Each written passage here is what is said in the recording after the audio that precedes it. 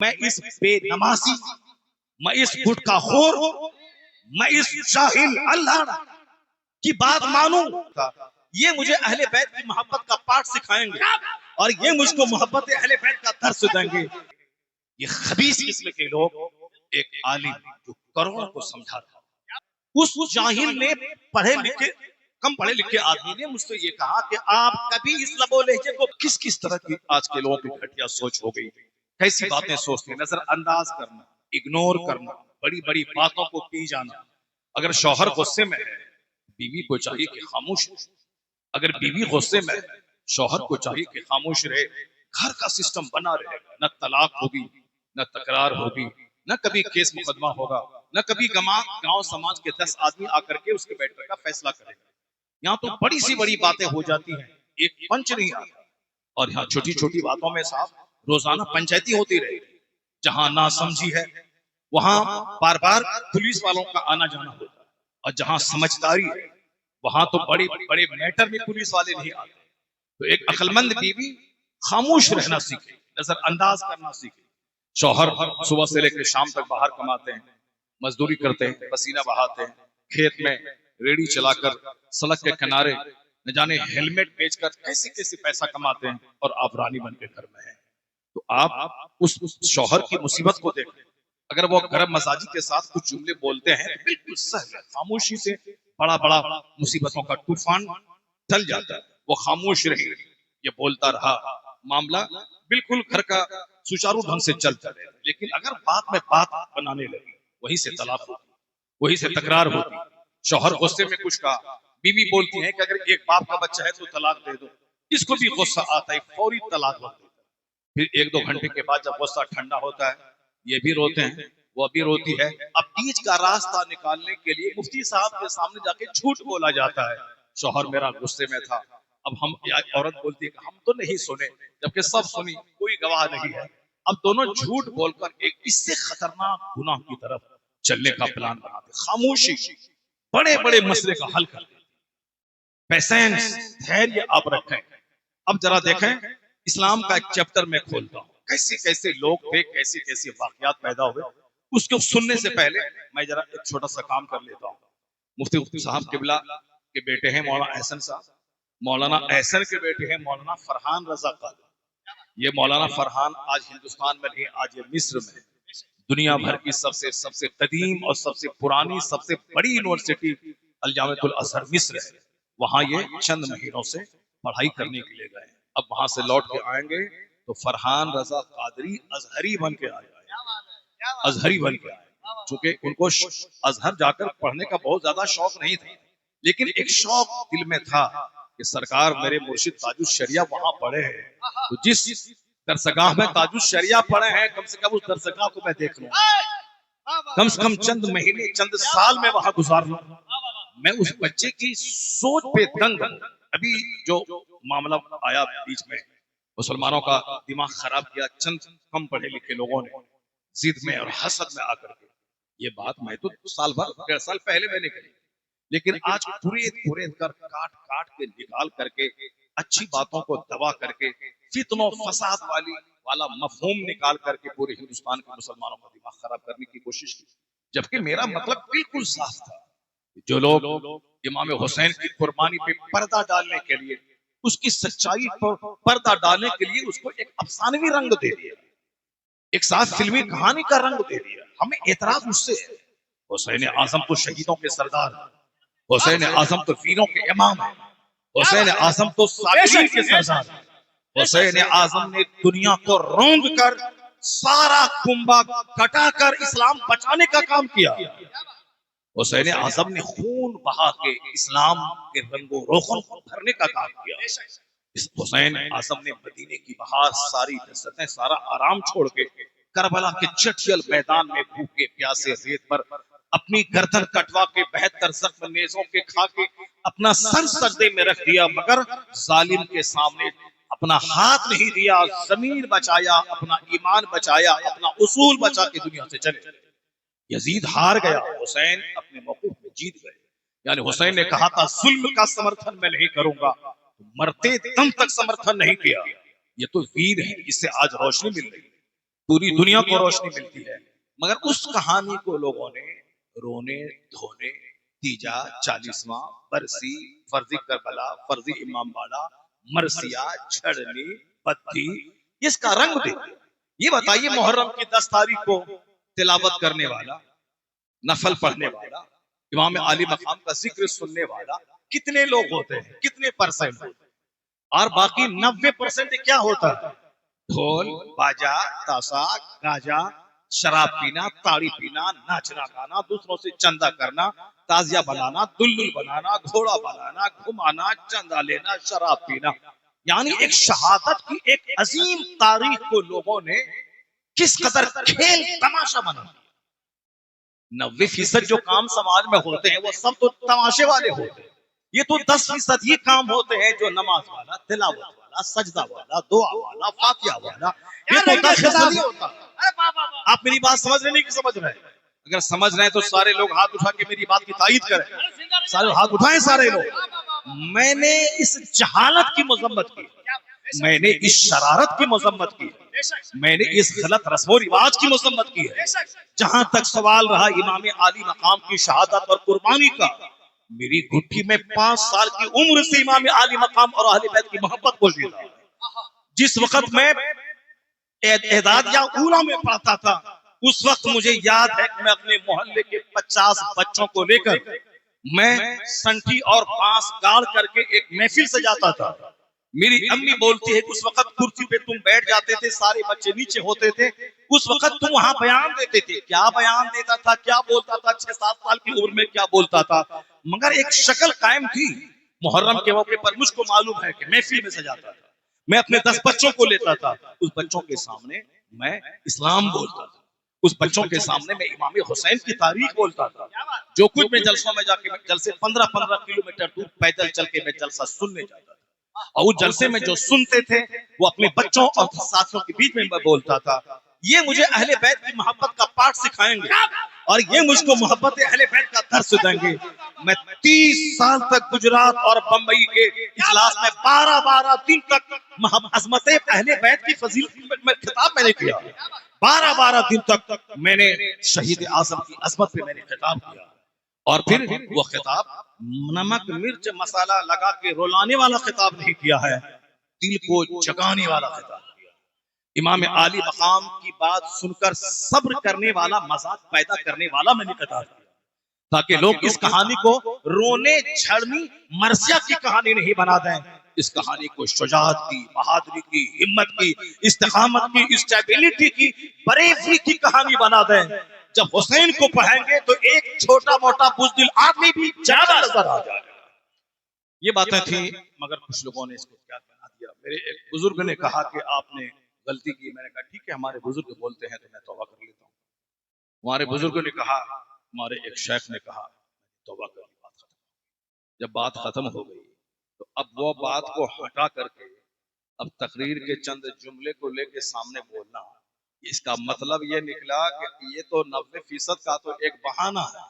असल निशाना तो मकबूलियत से चिढ़ना, असल निशाना टारगेट बनाना, असल निशाना अपने 2-4 ग्रुप को जमाए रखने के लिए एक समझाने वाले लोगों की तौहीन करना है।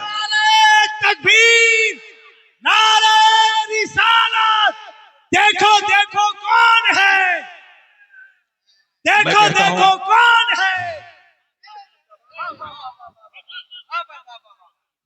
अब आप समझ सकते हैं, बिल्कुल सही बात हो रही थी 90% पे। हमारे शेख ने कहा, अगरचे वहां कोई ऐसी बात ही नहीं थी, मेरा निशाना कुछ और था, लेकिन एक शेख ने कहा कि तो मैंने कहा चलो मैं तौबा कर लेता हूँ। जब तौबा कर लिया, फिर आज ये घटिया किस्म की बातें, एक हदीस की मैं तशरीह कर रहा हूँ, उस तशरीह को तोड़ मरोड़ करके ये खबीस किस्म के लोग, एक आलिम जो करोड़ों को समझा था, जिनकी बातें सुनकर लाखों लोग नमाजी बने, जिनकी बातों को सुनने के बाद लाखों लोग गुनाहों से तौबा करें। आज एक शख्स फोन करके मुझको, गोंडा जिला उत्तर प्रदेश का, उसने फोन करके कहा, रोती हुई सूरत बना के, हजरत ऐसी ऐसी बातें मैं देख रहा हूँ, सुन रहा हूँ, आपको मैं कहता हूं कि अगर 10 साल पहले मैं आपकी तकरीर सुना होता जो तब्दीली आज मेरे अंदर महसूस हो रही है 10 साल पहले हो गई होती।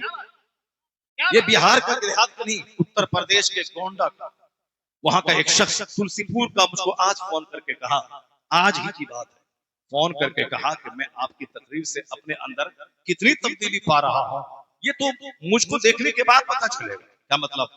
या मतलब वो नमाजी बन गए, दाढ़ी रख रहे हैं, लन फन उन्होंने छोड़ दी, दुनिया की बेशुमार मोहब्बत दिल में थी, मोहब्बतें धीरे धीरे दुनिया से निकल गई। वो कहने लगे, मुझको तो लगता है कि आप पर इस कदर प्रेशर बनाया जा रहा है, उस प्रेशर की वजह से कहीं इस तरह की गुफ्तगू आप छोड़ नहीं दे। आप अपना, उन्होंने कहा कि मैं आपको कहता हूं कि चाहे 1000 कोई कुछ बोले, जो आपका लबो लहजा है जो सीधे दिल पे उतरता है, उस जाहिल ने, पढ़े लिखे, कम पढ़े लिखे आदमी ने मुझसे ये कहा कि आप कभी इस लबो लहजे को बदलेंगे नहीं। क्या बात है? अपना तेवर कभी नहीं बदलेंगे। मेरे जैसे लाखों लोग हैं जो आपके इस तेवर से अपने सीने में तब्दीली महसूस करते हैं। नारे तकबीर, नारे रिसालत, करामत हुजूर फख्रे बिहार हज़रत अल्लामा मुफ्ती शहरयार। मैं इस बेनमाजी, मैं इस गुटखाखोर, मैं इस जाहिल अल्लाह की बात मानूं या हजारों वह लोग जिन्होंने मेरी तकरीर सुन के जो नेक बने, मैं उसकी बात में उसका चेहरा देखूं? ऐसा नहीं होगा। 2-4-10 तुम्हारे चेले चपेटे होंगे जिसकी वजह से मेरा प्रोग्राम कैंसिल हो सकता है। आज भी इस माहौल में भी हिंदुस्तान भर से इतने प्रोग्राम आ रहे हैं कि अब तो फिर उस प्रोग्राम में शिरकत करने के लायक में नहीं हूं। इतने प्रोग्राम आ रहे हैं और ये समझ रहा है कि साहब अब इस कदर घेर लें इनको ताकि हमारे ही दलालों की वाहवाही हो, अब बाकी ये सारे लोग स्टेज से खत्म हो जाएं। नहीं होगा। बदतमीज, तुमने नहीं पढ़ा कुरान, नमाज पढ़ो तब न पता चले, हदीस पढ़ो तब न पता चले। तो तुम तो देखते हो फिल्में, तुम तो देखते हो व्हाट्सएप, तुम तो चलाते हो यूट्यूब 24 घंटे। जो मदीना शरीफ जाने के बाद भी मदीना की जमीन की कदर न करें, हालते एहराम में तस्वीर छपा के लाखों करोड़ों गुनाह करें, वो उस खबीस को कोई हक नहीं पहुंचता कि एक आलिम जो लाखों की दुनिया बदल रहा उसके खिलाफ कोई जबान इस्तेमाल करे। नारे तकबीर, सो रहे आप लोग, नारे तकबीर, नारे रिसालत। खबीस, तुमने मदीना में मुझे भी देखा था, कैसे मेरे रात और कैसी मेरी रातें, कैसे मेरे दिन मदीना में गुजरते थे, और तुमने भी देखा था मुझको, और तुम कैसे रातें गुजरते हो मदीने में और कैसे रहते हो, वो तुमको तुम्हारा ज़मीर खुद जानता है। और ऐसी घटिया तरह की बातें कहाँ बातें हैं, गलतियां किसी से भी हो सकती। बहुत बड़े बड़े बुजुर्गान दीन खिताब कर रहे थे और दौरान खिताब जबान फिसल गई, कुछ से कुछ लोग बोल गए, उसके बाद बड़े बड़े अकाबिर ने तवज्जो दिलाई, तौबा कर लिया। यही तरीका होना चाहिए। मैं ये कहना चाह रहा था कि इस माहौल में हमारी तरफ से भी हजारों उलमा कराम ने जो हिमायत की, मेरी गुफ्तगू की तायीद की, उसमें से एक जबरदस्त मजमून मौलाना फरहान रज़ा क़ादरी का, एक जबरदस्त मजमून मिस्र से, काहिरा से उन्होंने एक मजमून लिखा और उन्होंने ये लिखा कि 90% कम पढ़े लिखे उलमा ने मौलाना शहरयार की बात ही नहीं समझी।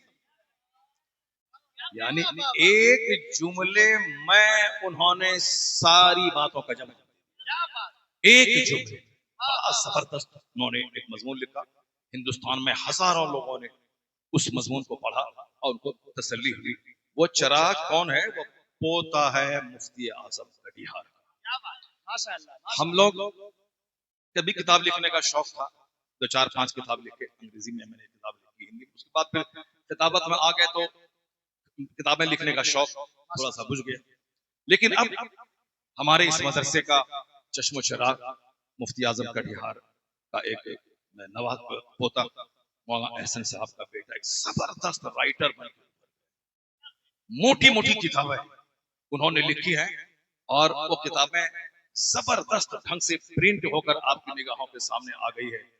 जो 90 साल के बुढ़ापे में जो इतनी मोटी किताब नहीं लिख सकते, ये 20-22 साल का जवान इतनी किताबें लिख रहे हैं। ये किताब है मसाइल रोजा और उनका हल, उन्होंने ये किताब लिखी और अच्छी खूबसूरत प्रिंटिंग के साथ अल्लाह ताला जोर कलम और ज्यादा अता करे, उस बच्चे को और लंबी उम्र अता फरमाए। ये देखिए उससे ज्यादा मोटी किताब ये है तजल्लियात आला हजरत, क्योंकि हम लोगों के तो घुट्टी में आला हजरत की मोहब्बत मिली है। और मेरे माँ बाप ने जो पढ़ाया उसके बाद जब मैं यहाँ पढ़ने के लिए आया मुफ्ती आजम कटिहार ने, बस वही आला हजरत, वही मुफ्ती आजम हिंद, वही ताजुल शरिया, वही मुफस्सिर आजम हिंद, वही खानदान आला हजरत, यानी हमेशा हर वक्त यही बातें उनके जबान पड़ती हैं। तो सुन सुन करके आला हजरत की मोहब्बत दिल में पैदा हो। अब कोई मुझको आला हजरत की मोहब्बत का पाठ न सिखाए, क्योंकि हम लोग बचपन से ही रजा वाले, और रजा वाले नहीं बल्कि फनाफिर रजा है हम लोग।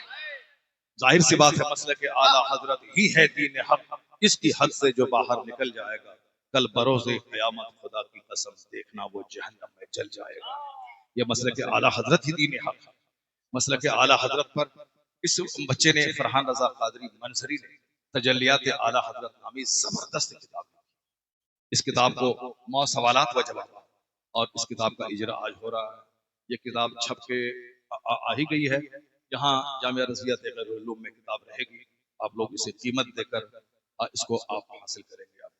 एक किताब शान ताजुल शरिया, बताइए शान ताजुल शरिया क्या जबरदस्त। हम लोग सोचते रहे कि एक किताब लिखें, एक किताब लिखें, एक किताब लिखें, नहीं लिख पाए, मगर ये बच्चा काम कर गया, कामयाब हो गया। शान ताजुल शरिया लिखकर उन्होंने मुफ्ती आजम कटिहार की तरफ से एक कर्ज अदा कर दिया और बता दिया कि हमारी फैमिली का बच्चा बच्चा आला हजरत के खानदान का गुलाम है, और आला हजरत के मसलक और उसकी तालीमात को आम करने में इम्पोर्टेंट रोल इसका है।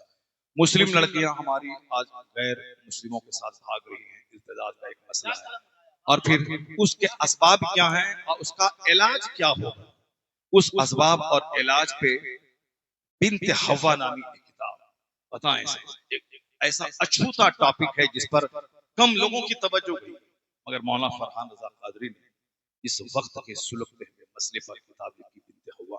इस किताब को हर मुसलमान मर्द और औरत को मुताला करना चाहिए, खास करके खवातीन को जरूर मुताला करना चाहिए कि किस तरह उसके दीन ईमान पे डाका डालने की नापाक कोशिश पैरों की तरफ से हो रही है, और किस तरह आपको ईमान बचाने के लिए चौकस चौकन्ना रहना होगा।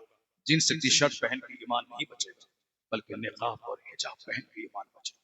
गैर मर्दों के साथ बैठकर नौकरी करने से ईमान नहीं बचेगा। अपने आप को तन्हाई में रखकर, जो कुरान का फरमान है, करना फी बुयूतिकुन्ना वला तबर्रजना तबर्रुजुल जाहिलिया, इस आयत करीमा, इस अल्लाह के इरशाद पर अमल करने से ईमान बचेगा। तो इसमें उन्होंने इस तरह से अपने हिसाब से बहुत सारी बातें कुरान हदीस की रोशनी में बयान की हैं। अल्लाह ताला मौलाना फरहान को सेहत आफियत नसीब फरमाए, और इसी तरह मरते दम तक नए नए नए उन्वानात के बड़ी बड़ी किताबें लिखने की तौफीक अता फरमाए।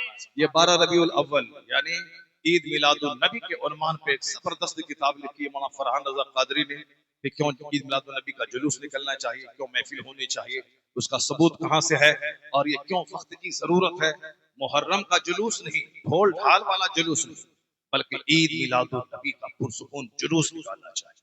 मुहर्रमुल हराम के दिन भी अमन का जुलूस निकले, न ढोल हो, न ढाल हो, न दुलदुल हो, न ताजिया हो, न निशान हो, कुछ नहीं, बिल्कुल सिंपल जुलूस इमाम हुसैन के मुहिब्बीन का निकले, ताकि दुनिया वालों को बताया जाए हम जुल्म करने वाले नहीं हैं, हम तो अमन की दावत देने वाले हैं।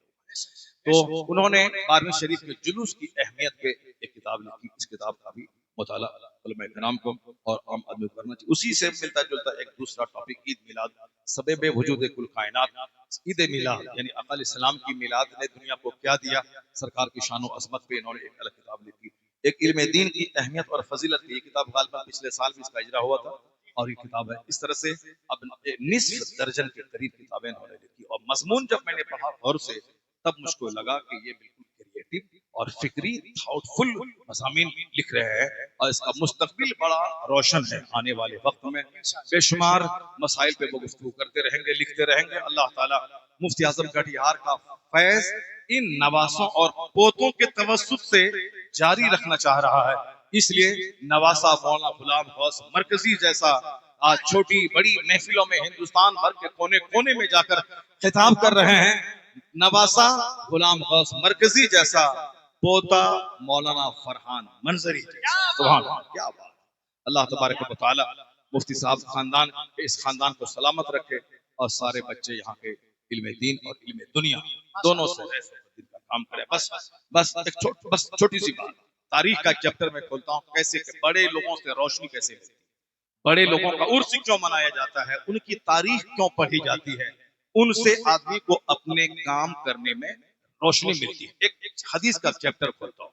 एक सहाबी रसूल है, उसको एक दूसरे सहाबी ने या इब्न सौदा कह दिया, यानी एक काली औरत का बेटा, कालिन का बेटा कह दिया, इब्न सौदा। आदमी थे, जबान से बात निकल गई, इतना कहना था, सामने वाला शख्स जूता नहीं खोला, लाठी नहीं लिया कि मार देंगे तुमने हमको ऐसा क्यों कहा। ये तो कम इल्म, कम पढ़े लिखे लोग बदजबान होते हैं और बदजबानी का इस्तेमाल करते हैं। लेकिन वो सहाबी रसूल हुजूर की बारगाह का सोहबत याफ्ता, जैसे ही इसने उनको काली औरत का बेटा कहा, कालिन का बेटा कहा, वो ये शिकायत हुजूर के पास कर देते हैं, हुजूर के पास। यही तो मैंने कहा था, अगर मैं कोई गलती करूं, मैं इंसान हूं, मरकज़े अहले सुन्नत बरेली शरीफ मौजूद है, साहब हम गौसी शरीफ मौजूद है, अल्जामतुल अशरफिया मौजूद है, बड़ी बड़ी मुफ्तियाने किराम मौजूद है, कायदे अहले सुन्नत मौजूद है, हुजूर मुहद्दिस कबीर मौजूद है, ऐसी बड़ी बड़ी हस्तियां मौजूद हैं। आप उनके सामने जाके कह तो सकते थे कि मौलाना शहर ऐसा ऐसा बोलते हैं, मगर हर आदमी मुफ्ती बन गया, जो भी आ रहा है सब गाली गलौज बक रहा, गाली गलौज बक रहा। मैं क्या बोला, एक जुमले से वो साबित नहीं कर सकता है जो वो कह रहे हैं कि वाकई करबला को झूठा करे, कयामत तक कभी साबित नहीं कर पाएंगे। 3 घंटे की तकरीर, बस एक जुमला लिया और मारे अल्फल बकना शुरू किया, ये वो गाली गलौज, ये पढ़े कभी तारीख तब न पता चला। एक सहाबी ने दूसरे से कहा, इब्न सौदा, उन्होंने उससे लड़ाई नहीं की, हुजूर से शिकायत कर कि सरकार इन्होंने मुझको कालिन का बेटा कहा। आका अलैहिस्सलाम ने नहीं कहा बुलाओ उसको, बताओ उसको सजा, उसको मारो, नहीं। आका अलैहिस्सलाम मेंबर पे तशरीफ ले, आपने एक छोटी सी गुफ्तगू की। वो गुफ्तगू क्या की? हुजूर फरमाते अफीकुमुल जाहिलिया इला अल-आन, क्या अब तक तुम में जाहिलियत बाकी है? इतना सुनना था कि जिसने कहा था कालिन का बेटा, वो जमीन पे लेट गए और कहा कुम या बिलाल, ए बिलाल खड़े हो जाओ, तुम अपने पांव से मेरे चेहरे को रौंद डालो कि मैंने ऐसा जुमला क्यों बोला। ये एहसास जगा दिया हुजूर के एक जुमले, कुम या बिलाल, ए बिलाल खड़े हो जाओ और अपने पांव से मेरे चेहरे को रौंद डालो कि क्यों ऐसा जुमला मेरी जबान से निकल गया। यह है नसीहत सुनने का असर, यह है हुजूर का चेहरा देखने का असर, यह है सरकार दो झांक की खिताबत का असर। अब जरा एक चैप्टर और मैं खोलता हूं। आका अलैहिस्सलाम, लड़ाई हो रही है यहूद और नसारा से, कहां? फिलिस्तीन के इलाके में। हजरत अमर इब्न आस रजी अल्लाह तआला अन्हु को हुजूर ने अमीर लश्कर बना के आपने एक लश्कर को वहां भेजा, जाओ वहां दुश्मनों से जिहाद करो। जो कौम जिहाद करती रहती है वह कौम जिंदा रहती है, और जो कौम सिर्फ माल और दौलत और मकान और जमीन की मोहब्बत में लग जाती है वह कौम मुर्दा हो जाती है, दुश्मन उसको खा जाते हैं। बहादुरों से दुश्मन नहीं टकराता, जो जज्बे जिहाद रखता है उसको कोई आंख नहीं दिखाता, लेकिन जो सिर्फ अच्छा खाने पीने कपड़ा जमीन मकान के पीछे लग जाता है उसको तो एक मामूली सा चमगादड़ भी डरा देता है। इसलिए हुजूर ने जिहाद की फजीलत पे बेशुमार मौके से आपने बहुत सारी बातें कही है कि मेरी उम्मत का एक गिरोह हमेशा जिहाद करता रहेगा, यहाँ तक इसका आखिरी लश्कर दज्जाल से जिहाद करेगा। जिहाद हमेशा जारी रहेगा। जिहाद मतलब बुराई को मिटाने की कोशिश। बहादुर बन के रहिए, बुज़दिल बन के मत रहिए। बुज़दिल रहेंगे सारे लोग आपको मिटा देंगे। बहादुर हजरत अमर इब्न आस अमीर लश्कर बनकर मुल्क शाम की तरफ गए। वहां जब देखा तो दुश्मनों की बड़ी तादाद मौजूद है। एक तारीख में बयान कर रहा हूँ कैसे कैसे लोग थे, तारीख पढ़े तब दिल रोशन होता है। जब अमर इब्न आस रज़ी अल्लाह तआला वहां गए तो देखा कि दुश्मनों की बड़ी तादाद, छोटा सा काफिला सहाबे कराम का, और वहां दुश्मन की तादाद बड़ी है। एक खत लिखा वहां से हुजूर के पास मदीना में, या रसूल अल्लाह, दुश्मनों की फौज बहुत तादाद में ज्यादा है, आप हमारे लिए कमक यानी फौजी मदद भेजिए।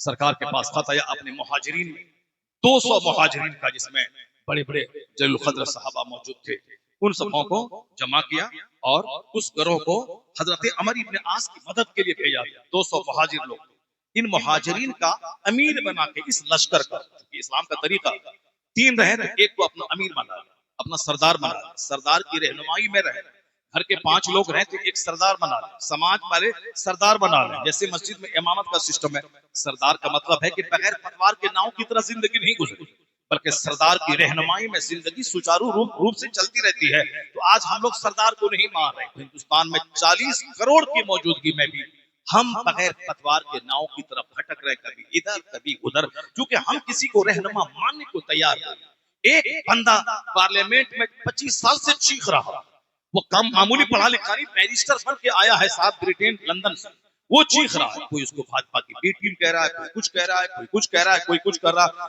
इसलिए मैं पूरे भारत में घूम घूम कर मैं मुसलमानों से कहता हूं कि अपने बच्चों को आप बैरिस्टर बनाओ, अपने बच्चों को जज बनाओ, अपने बच्चों को डीएम बनाओ, जमीन बेच के मकान बेचकर अपने बच्चों को पढ़ाओ। नेता का तलवा चाटने वाला मत बनाओ, बल्कि उसे डीएम बनाओ। नेता बनेगा तो 4 साल के बाद उसकी जिंदगी खराब हो जाएगी, लेकिन अगर डीएम बन गया तो 65 साल तक एक डिस्ट्रिक्ट का सरदार और मजिस्ट्रेट बन के राज करेगा।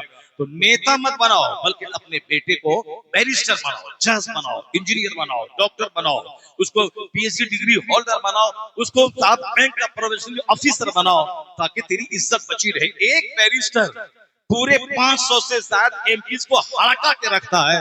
अगर मेरा 50 बैरिस्टर बच्चा पार्लियामेंट पहुंच जाए तो कोई मेरे खिलाफ कानून नहीं बना पाएगा, सारा हिंदुस्तान मेरे जरिए असर रहेगा। अपने बच्चों को खूब पढ़ाएं, अपने बच्चों को खूब लिखाएं, अपने बच्चों को बैरिस्टर बनाएं। एक बैरिस्टर हड़का के रखता है, जब 50-10 बैरिस्टर पहुंच जाए वहां पे तो क्या हाल होगा। पढ़े लिखे, पढ़ने लिखने से सीना रोशन होता है। जरा गौर से सुनिएगा। हजरत अमर इब्न आस पहले पहुंच गए, दुश्मन की तादाद ज्यादा है। वहां से उसने खत लिखा हुजूर को, सरकार दुश्मन की तादाद बहुत ज्यादा है, आप मेरी मदद के लिए भेजें। हुजूर ने 200 मुहाजिरीन का एक दस्ता तैयार करके भेजा और उसका अमीर लश्कर हजरत अबू उबैदा रज़ियल्लाहु ताला अन्हु को इसका अमीर बना के भेजा कि तुम इस 200 के अमीर हो और तुम जब वहां जाओगे तो आपस में मिल के काम करना, लड़ाई झगड़ा मत करना। क्या बात। जब हजरत अबू उबैदा वहां पहुंचे, वहां पहुंचने के बाद दोनों लश्कर आपस में मिले, चूंकि दोनों इस्लाम की तरफ से गए। अब वहां पे एक नया झगड़ा पैदा हुआ। वो पैदा ये हुआ कि हजरत अबू उबैदा के साथ जो लोग गए थे ये कहने लगे मेरा अमीर लश्कर अबू उबैदा होंगे, मगर अमर इब्न आस कहने लगे कैसे, चूंकि हम अमीर लश्कर बन के आए हैं और आप हमारी मदद के लिए आए हैं, इसलिए आप मेरी मदद करेंगे, अमीर लश्कर तो मैं ही रहूंगा। अमर इब्न आस कहने लगे अमीर लश्कर तो मैं रहूंगा। हजरत अबू उबैदा के लोग कहने लगे मेरा अमीर लश्कर अबू उबैदा रहेंगे। अगर ये दोनों आपस में लड़ गए होते तो दुश्मनों का मुल्क तो अपनी जगह, यही लोग आपस में लड़ झगड़ के कट मर जाते। लेकिन हुजूर की सोहबत में रहकर जो उनका सीना सुथरा हुआ था उसका असर यहाँ आ रहा है। क्या असर हुआ? एक तो आगे बढ़ना था, दोनों अगर अड़ गए होते तो मामला खराब हो जाता। आज पूरा इलाका मुसलमानों के कब्जे में है, पूरा फिलिस्तीन, जॉर्डन, शाम, मिस्र, पूरा इलाका। अमर इब्ने आस कहते हैं मैं अमीर लश्कर, अबू उबैदा के लोग कहते हैं कि मेरा अमीर लश्कर ये रहेंगे। समझदारी से काम नहीं लिए होते कि दोनों आपस में टकरा जाते। लेकिन अबू उबैदा जैसे जलीलुल कद्र सहाबी, जिसको हुजूर ने अमीनुल उम्मा कहा है, ये आगे बढ़े और कहने लगे अमर इब्ने आस अमीर लश्कर तुम ही रहेगा और मैं तेरी इत्तबा में जंग करूंगा। चुनांचे सारे झगड़े खत्म हो गए। पहल अबू उबैदा ने किया। अब पहल करने के बाद दोनों लश्कर मिलकर दुश्मन पे वो जबरदस्त हमला किया, सारा इलाका मुसलमानों के कब्जे में आ गया। पूरे इलाके पे इस्लामी फतह नुसरत का झंडा गाड़ा। यह है अपने आप को दूसरों की मातहती में दे दे, यह है सच्चाई कबूल कर ले, यह है आपस की छोटी छोटी बातों से गुरेज करते हुए हक बात तस्लीम कर ले। किसी एक को तो मानना होगा गौर फिक्र करके, वरना अगर कहते कि दोनों कहते मैं हक पर हूं, दोनों अड़ जाते, दुश्मन तो अपनी जगह रहता, ये दोनों ही आपस में कट मर के लड़ झगड़ के कट मर जाते। लेकिन हुजूर ने इस तरह से उनका सीना पाक साफ किया था कि ऐन मौके पे कैसे फैसला लिया जाता है, कैसे इस्लाम की तबलीग की जाती है, कैसे मुसीबतें हल की जाती है, वो कोई इन बुजुर्गों से सीखे। बस एक आखिरी बात बोलकर मैं आपसे रुखसत हो रहा हूँ। आखिरी बात, आप यकीन रखें इस्लामी तारीख में ऐसे ऐसे रोशन चैप्टर मौजूद है जिसको पढ़ने के बाद सीना हिल जाता है, जिसको पढ़ने के बाद दिल दिमाग रोशन होते हैं। जरा गौर करेंगे कि स्पेन की सरजमीन है, वहां एक शख्स एक शख्स बादशाह सुल्तान अब्दुल नासिर है, काजी मुंजिर बड़ी मस्जिद के इमाम है, जबरदस्त खिताब करते हैं, बुराइयों को मिटाते हैं, अम्र बिल मारूफ करते हैं, नहीं अनिल मुनकर करते हैं। कई बार बादशाह ने वहां उन्होंने एक बड़ा महल बनाने का सपना देखा, इस कदर मकान बनाने में मसरूफ हो गए कि कई जुमा की नमाज में उन्होंने शिरकत नहीं की। एक बार जब सुल्तान मस्जिद में नमाज जुमा पढ़ने आए, काजी मुंसिर जो नेक और जबरदस्त आलिम थे काजी, उन्होंने खिताब में कुरान और हदीस की आयतों को पढ़ पढ़ के सुना करके घर मकान बनाने की ऐसी मुजम्मत की कि सुल्तान अब्दुल नासिर अंदर से अंदर ही वह समझने लगे कि सारा टारगेट मेरे ऊपर है। और मस्जिद के सारे नमाजी समझ गए कि काजी साहब की सारी तकरीर उस तरफ जा रही है जिन्होंने एक बड़ा मकान बनाने का फैसला किया, शहर आबाद करने का फैसला किया। और इस तरह मुनहमिक मसरूफ हुआ कि जुमा की नमाज से छोड़ गए, जमात से नमाज पढ़ना छोड़ दिया उन्होंने, इस कदर मकान बनाने में लगे। जबकि आया है किताबों में दुनिया जीफा व तुल्ला बुहाकेला, दुनिया एक मुर्दार है, उसके तलबगार कुत्ते हैं। बस खत्म। हाँ ठीक है, बस उन्होंने काजी मुंसिर ने मुसम्मत की, दुनिया की तामीर की। बादशाह समझ गया कि उन्होंने मुझको हिट किया है, जबकि वो कुरान हदीस पढ़ पढ़ के सुना रहे थे। काजी बादशाह जब महल गए, अपने बेटे से कहा कि अब मैं काजी साहब के पीछे जुमा की नमाज नहीं पढ़ूंगा। क्या कहा? काजी साहब के पीछे मैं जुमा की नमाज नहीं पढ़ूंगा। अब उनके बेटे ने क्या कहा? बेटे ने ये कहा कि अब्बा वो तो आपके मुलाजिम हैं, आप उसको हटा क्यों नहीं देते? आप कहते मैं उनके पीछे नमाज नहीं पढ़ूंगा, वो तो आपके मुलाजिम हैं, वो तो इमामत करते हैं, वो तो काजी हैं, वो तो आप उसको मनोनीत करते हैं, आप उनको चाहे निकाल दें। उन्होंने अपने बेटे को कहा खामोश, कहा कि काजी मुंसिर जैसे लोग जब तक दुनिया में है उस वक्त तक बुराइयां परवान नहीं चढ़ेंगी, ऐसे लोगों को मैं कभी नहीं निकाल सकता। उन्होंने मुझको तकलीफ पहुंचाई है, मैं उनके पीछे नमाज नहीं पढ़ूंगा, लेकिन ऐसे लोगों का मेंबर पे रहना जरूरी है। चुनांचे काजी मुंसिर को हटाने का मशवरा जो उनके बेटे ने दिया था, कहा कि तुम्हारी बात नहीं मानी जाएगी। एक बार कहत छाया स्पेन में, ऐसा कहत छाया कि बारिश रुक गई, जहां मवेशी मरने लगे, यहाँ तक के साहब दाने दाने की किल्लत हो गई, पानी पानी के लोग तरसने लगे। बादशाह स्पेन में क्या कहा कि काजी मुंसिर से जाके कहो कि दुआ करे। वही काजी जिनकी खिताबत को सुनने के बाद इन्होंने कहा था, कहा काजी मुंसिर से कहो कि वह मेरे हक में दुआ करे। जब बादशाह का पैगाम पहुंचा उस काजी मुंसिर के पास, तो काजी मुंसिर ने कहा कि ये बताओ कि बादशाह इस वक्त क्या कर रहा है? कहा मैंने देखा बादशाह को, वह बादशाह चाटाई हटा के मिट्टी पे सजदा कर रहा, मिट्टी पे अपनी पेशानी रगड़ रहा और रब्बे करीम से रो रो कर रियाया की तकलीफ के बारे में दुआएं कर रहा है, इलाही बारिश रहमत का नुज़ूल फरमा दे। कहा जाओ बादशाह से कह देना कि अब बारिश हो गई। जिस कौम का बादशाह जमीन पर पेशानी रख के रगड़ रहा हो, बारिश तो यकीनी है। काजी मुंसिर से इख्तलाफ था, लेकिन उसकी दीनदारी और इल्म से उसको इत्तेफाक था, इसलिए इस मुसीबत में दुआ करने के लिए अपने कासिद को उनके पास भेजा। और काजी मुंसिर ने जब देखा कि बादशाह सजदा कर रहा है, कहा कि जाओ बारिश होगी। ये अभी घर तक नहीं पहुंचा था कि घंघोर घटा छाई, ऐसी बारिश हुई कि सारी कैद वाली दूर हो गई। मतलब क्या हुआ?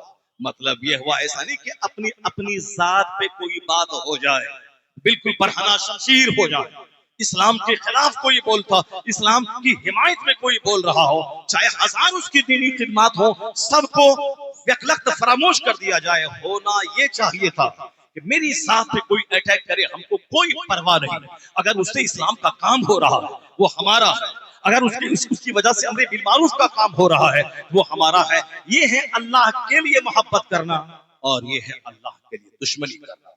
लेकिन आखिर जमाने में लोग अल्लाह के रसूल को कोई गाली दे, कोई बदन में हरकत नहीं पैदा होगी, इस्लाम के खिलाफ कोई बोले, कुछ नहीं बोले, हाँ उनके खिलाफ लगे कि हमको कुछ टारगेट बना के कह रहा है, वह लुंगी खोल के नंगे होकर पानी पी पी कर वह उसके खिलाफ लड़ेंगे, उसके खिलाफ बोलेंगे। यह है नफ्स की पैरवी। वयुबी व दीनहु बिअरदी मिन दुनिया। ये वह लोग हैं जो अपने दीन को दुनिया के बदले में बेच डालेंगे। मुफ्ती साहब किबला ने एक मरकज दिया, एक इदारा दिया, और दुश्मनों की कोशिश रहती है कि इदारा डूब जाए, मदरसा खत्म हो जाए, मदरसे में ताले बंद हो जाए, यूनिवर्सिटी बंद हो तो कुछ नहीं होगा, स्कूल बंद हो तो कोई खसारा नहीं होगा, लेकिन अगर मदरसा बंद हो जाए कौम का जबरदस्त नुकसान होगा। मदरसा बंद हो जाए तो फिर तहजीब मिट जाएगी, इस्लामी तशफ़्फ़ुज़ और शनाख्त खत्म हो जाएगी। इसलिए मदरसे का रहना बहुत जरूरी है, और मदरसे का जिंदा रहने के लिए कौम का जिंदा रहना जरूरी है। कौम जिंदा रहेगी तब मदरसा जिंदा रहेगा। आपके घर में 1,00,000 कुंटल मक्के की खेती होगी, तब आप उसका उश्र निकाल के 1,000 केजी तब आप मक्के निकाल कर मदरसे में देंगे। अगर आपकी फैक्ट्री जवान रहेगी तब 1 करोड़ में 2.5 लाख रुपए ज़कात निकाल के तब मदरसा को आप देंगे। अगर आप 100 करोड़ कमाएंगे तब आप 2.5 करोड़ रुपए ज़कात निकाल के मदरसे में देंगे। अगर आप 1 लाख रुपए कमाएंगे तब 2500 रुपए निकाल के आप मदरसे को देंगे। जब मुरादाबाद में पीतल फैक्ट्री बंद होने लगी, मदरसा बंद होने लगी, क्योंकि पीतल फैक्ट्री से हजारों मदरसे चलते हैं, और जब वह फैक्ट्री बंद होगी मदरसा बंद होगा। पूरे सीमांचल में जिस इलाके के जमाने में सैलाब आता है, उस सैलाब के जमाने में मदरसे बंद हो जाते हैं, क्योंकि सैलाब से फसलें तबाह होती हैं। जब फसलें तबाह होंगी तो मदरसे के वजूद का जिंदा रहना मुश्किल हो जाएगा। इसलिए आप जिंदा रहें, आप मेहनत करें, आप मुशक्कत करें, आप हाथ पे हाथ धर के न बैठे, खूब अपने बच्चों को पढ़ाएं लिखाएं, खेती बाड़ी करें। मैं अक्सर कहता हूँ फजर से लेकर जोहर तक 8 घंटे में कोई नमाज फर्ज नहीं है, क्योंकि ये वक्त है कामकाज करने का, ये वक्त है खेत खलियान जाने का। आप सलामत रहे, आपकी खेती सलामत रहे, आपका बिजनेस सलामत रहे, आपका व्यापार सलामत रहे। आप व्यापार करना सीखें, वक्त पे दुकान खोलना सीखें, वक्त पे दुकान बंद करना सीखें। 8 घंटे दुकान में बैठे, जोहर के लिए मस्जिद चले जाए, फिर खाना खाएं, वापस दुकान आ जाए, फिर असर के लिए 10 मिनट के लिए मस्जिद चले जाए, फिर वापस आके 2 घंटे दुकान में बैठ जाए, फिर 10 मिनट के लिए मगरिब में चले जाए, फिर आके 3 घंटे तक आप दुकान में आके बैठे। व्यापार करें, जबरदस्त व्यापार, वक्त की पाबंदी के साथ माल कमाएं, अपने बाल बच्चों को मोहताजी से रखें, और ज़कात निकालें, खूब मदरसे को डोनेट करें। मदरसे की बिल्डिंग जब 5 मंजिला बनेगी तो उस पूरे इलाके की शान बुलंद होगी, पूरे इलाके के बच्चों से जहालत दूर होगी, उनके इलाके की लड़कियां हिजाब और निकाब में नजर आके ईमान बचाती नजर आए, उनकी गोद में कोई लुच्चा लफंगा नहीं बल्कि मुजाहिद और गुलाम हुसैन पैदा होकर दिन की खिदमत करता रहेगा। तो तहजीब की सलामती के लिए मदरसा जरूरी है, वकार बचाने के लिए मदरसा जरूरी है, पूरे इलाके को बदअकीदगी की नहुसत से बचाने के लिए मदरसा जरूरी है। एक मदरसा पूरे इलाके की दीन को बचाने के लिए काफी होता है। जामिया रसिया तैयरुल उलूम भले ही बीच में खसारे का शिकार हो गया, लेकिन अब एक नौजवान क़यादत मौलाना गुलाम गौस की है। इस पर मुफ्ती साहब के चारों साहबजादे की जबरदस्त पुश्त पनाही है। मौलाना मसूद, मौलाना एहसन साहब और डॉक्टर मोहसिन, डॉक्टर रमूल, ये चारों भाई का हाथ इनकी पीठ पर है। और ये नौजवान कायद नौजवानी में अभी वक्त है इनका बाहर बाजार में जाके बड़ी बड़ी मस्जिदों में इमामत करने का, खिताब करने का, एक अच्छी लाइफ गुजारने का, लाखों करोड़ों कमाने का, लेकिन वो सारी बहारों को छोड़ के इस झोपड़ी को सजाने में लगे हैं। जब ये लगे हैं तो आपकी जिम्मेदारी बनती है कि आप अपनी गाही कमाई इस इदारे को दें, इस इदारे की तामीर करें।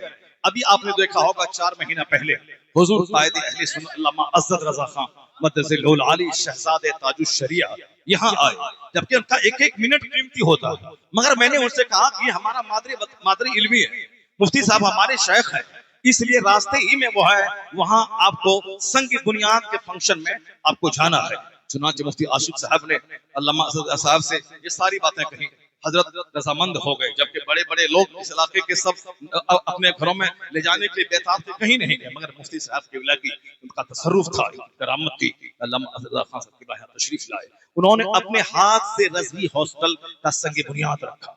एक बुजुर्ग का हाथ पड़ा था, देखते ही देखते 4 महीने के अंदर में जो काम 4 साल में नहीं होता वो काम 4 महीने के अंदर में हुआ, यानी दीवार मुकम्मल हो गई।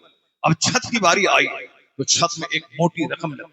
वो मोटी रकम कहाँ से आएगी? वो मोटी रकम मुफ्ती साहब किबला से मोहब्बत करने वाले, उनके मुहिब्बीन, उनके चाहने वाले, सुन्नियत का दर्द रखने वाले बंबई के लोग यहाँ नहीं आए। जो इस इलाके के लोग हैं उसे ही इस इदारे को मजबूत करना है, उसे ही अपनी गाही कमाई से इदारे को देना है। जितने लोग आज यहाँ मौजूद हैं, ये काम हालांकि 11 से लेकर 12 के बीच में करना था, क्योंकि बहुत सारे लोग चले गए, लेकिन अक्सर ऐसा ही होता है कि चूंकि नाथखानी ज्यादा हो जाती है, फिर उसके बाद खिताबत बाहर के खतीब की खिताबत की बारी आ जाती है। अच्छा ठीक है, मतलब ये निकला कि हमारी ख्वाहिश थी कि जब हम अपने मदरसे दारुल उलूम कलीमा को आप जाके देखें, साफ सहमंजरा इमारत देख करके आप दंग रहेंगे। बड़ी बड़ी यूनिवर्सिटी का कद उसके सामने छोटा, और वहाँ हर जलसे में मैं चंदा करता हूँ, कभी मैं मस्जिद का चंदा लेता हूँ, कभी मैं साहब स्टेज का चंदा लेता हूँ, और लोग चंदा देते हैं। अभी स्टेज का चंदा मैंने लिया था। अब जो जलसा होने वाला है, जाके स्टेज देखें, मैं गालिबन पूरे बिहार में कोई भी मदरसे में ऐसा स्टेज आपको नहीं मिलेगा जो स्टेज मैंने एक जबरदस्त मैंने स्टेज की तामीर की है वहां अपने मदरसे में। तो आपके ताउन से ही सारा काम होगा। तो अगर हर साल 2-4 लाख रुपए अगर आप मुफ्ती आजम कटियार की मजलिस में आने वाले लोग अपने पॉकेट में 500 रुपए लेके आ गए, 1000 रुपए लेके आ गए, 2000 रुपए लेके आ गए, 500-1000 रुपए आमतौर पर सब लोग अपने पास रखते हैं। अगर वो ताउन कर दें हर साल, तो हर साल कुछ न कुछ काम होता रहेगा। तो इस बार मैं आपको एक मजाज दे रहा हूँ कि आने वाला साल भी और हमेशा जब भी रूहुल उलूम आपको आवाज दे और जब यहाँ के जिम्मेदार आपके दरवाजे पे जाएं, तो आप अपनी तिजोरी के दरवाजे को खोल दें, मुखालत से दूर रहे, बल्कि कंजूसी नहीं। अब अपने घर में एक दिन गोश्त नहीं लाए बकरे का, 1000 रुपए से ताउन कर दें। एक महीने में अपना काम अपना खर्च शॉर्ट कर दें, मदरसे का ताउन करें और एक प्लान लेके जाएं। मुफ्ती साहब किबला आराम कर रहे हैं, उनके मज़ार पाक के हमारे पास कोई चंदा नहीं लिया गया। उनके बाल बच्चों को अल्लाह ने हिम्मत दी और बरकतें दी और बहुत बड़ा काम हो गया, जो काम साहब बहुत दिनों में नहीं हो पाता। मैंने बहुत मज़ारात को देखा 25-25, 30-30 साल से इसी तरह बगैर छत के पड़े हुए हैं, मगर यहाँ अल्हम्दुलिल्लाह बहुत तेजी से काम हो रहा था। रज़वी हॉस्टल को आने वाले उर्स रसूली से पहले एक अच्छे खूबसूरत शक्ल में, ताकि लगे कि हाँ मुफ्ती साहब की रूह कब्र में मुस्कुरा रही है, उनकी कब्र में उनकी रूह को सुकून मिले। ये आप सबों की जिम्मेदारी है कि आप सब जब भी उनसे रज़वी हॉस्टल के आपके पास हमारे जिम्मेदार जाएं तो आप जाएं। लेकिन मैं चाहता हूं कि वो तो लोग जाते रहेंगे और 786 रुपए माँ बाप के सारे सवाब के हमारे इस भाई ने दिया रज़वी हॉस्टल के लिए, अल्लाह इन्हें जज़ाए खैर अता फरमाए। तो अगर बहुत कम लोग मौजूद हैं, लेकिन अगर आप सबों ने हिम्मत किया तो अभी ये काम हो सकता है। जैसे 1 टेलर बालू है, 10 बैग सीमेंट है। अभी कुछ दिन पहले मैं झारखंड में 300 बैग सीमेंट बस 10 मिनट के अंदर में, मैंने सिर्फ कहा था कि 50 बैग सीमेंट एक आदमी दें, वो एक शख्स खड़ा हुआ, कहा मेरी तरफ से 50 बैग। मैंने कहा कि 25 बैग सीमेंट एक आदमी दें, एक शख्स खड़ा हुआ, कहा मेरी तरफ से। तो आप अगरचे मजमा बहुत छोटा नहीं है, अभी भी बहुत बड़ा मजमा है, जितने लोग मौजूद हैं, मेरा एक मुतालबा है आपसे कि ये काम छत में कम से कम 300 बैग सीमेंट में लगेगा। अब वो 300 बैग सीमेंट का इंतजाम अभी हो जाता है तो फिर दूसरे मटेरियल्स का इंतजाम हो जाएगा। आप एक बंदा को मैं आवाज देता हूँ, अगर झारखंड के जंगल में ऐसा हो सकता है तो फिर कटिहार शहर में भी ऐसा हो सकता है। एक शख्स ऐसा मिले जो 30 बैग सीमेंट लेकर रज़वी हॉस्टल की छत की ढलाई के लिए वो सामने आए और कहे कि मेरी तरफ से 30 बैग सीमेंट है और आप इसको लें और इस इदारे की छत की तामीर के लिए हमारा छोटा सा ताउन कबूल करें। माशाअल्लाह। मौलाना जावेद आसी सुभान अल्लाह, ये रहते हैं कटिहार में, इमामत करते हैं महाराष्ट्र में। पूरे भारत का कोई इमाम ऐसा नहीं होगा कि जो साहब फ्लाइट से जाए। फारूक साहब बैरगाछी वाले 5000 रुपए से रज़वी हॉस्टल की उन्होंने मदद की है, अल्लाह तबारक व तआला। हाँ, ये मौलाना आसी साहब 30 बैग सीमेंट, सुभान अल्लाह, क्या बात है। ये जबरदस्त इमाम है, ये रहते कटिहार में, इमामत करते हैं महाराष्ट्र में। कैसे जाते हैं आप समझ सकते होंगे, कभी फ्लाइट से कभी ट्रेन से। इकलौता इमाम है बिहार के जो रहे बिहार में और इमामत करे महाराष्ट्र में। इन्होंने कहा 30 बैग सीमेंट अगले जुमा को मुझको जो लिफाफ मिलेगा मैं वो सब दे दूंगा। मौलाना हसन साहब किबला साहिब सज्जादा को दे देंगे या मौलाना गुलाम गौस मरकजी को दे देंगे। तो 30 बैग सीमेंट मौलाना साहब ने दिया है, मगर हमने मौलाना साहब से नहीं मांगा, इन्होंने दे दिया, मगर हमने आपसे मुतालबा किया है। आप में से अभी भी कई 100 लोग यहाँ मौजूद हैं रात के इस आखिरी पहर में। शहबाज भाई की नात होने वाली है, अगरचे जिससे 1-1 घंटे 2-2 घंटे के नात सुनाते हैं, और होना भी यही चाहिए कि हमारे जब बाहर के कोई मेहमान रहे उस मेहमान को 10 बजे दे दें, 10 से 12 नात हो, 12 से 2 घंटे की तकरीर हो, बस हो गया। एक शायर एक मुकर्रिर से सारा काम हो जाएगा। फिर उसके बाद फिर हमारे मकामी लोग पढ़ें और 10 से पहले हमारे लोग पढ़ें और इस तरह से काम हो जाएगा, बाहर के मेहमान पढ़ें। मगर कभी ऐसा होता है इत्तेफाक से नहीं हो पाता। इनकी नातखानी भी बाकी है। बस मैं चाहता हूँ कि 2-4-10 लोग महफिल से उठें। 25-25 बैग सीमेंट आज के तारीख में 400 रुपए में एक बैग सीमेंट मिलता है। 25 चौके 100 यानी 10,000 रुपए।